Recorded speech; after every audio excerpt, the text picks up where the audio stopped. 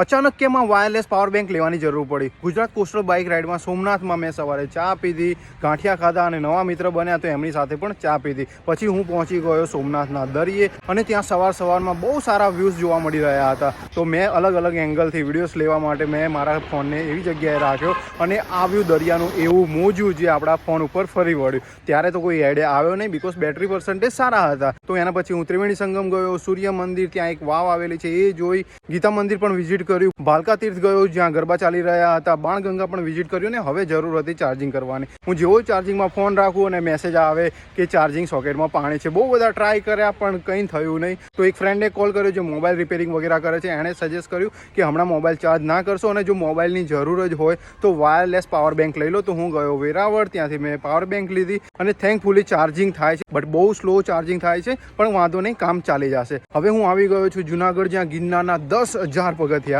આપણો વેટ કરી રહ્યા છે. સો નેક્સ્ટ વ્લોગમાં તમને અદ્ભુત ગિરનાર જોવા મળશે. સો દેટ્સ ઇટ ફોર ટુડે. તમારો ફ્રેન્ડ મેહુલ સોલંકી તમને મળશે નેક્સ્ટ વ્લોગમાં. ત્યાં સુધી બાય બાય.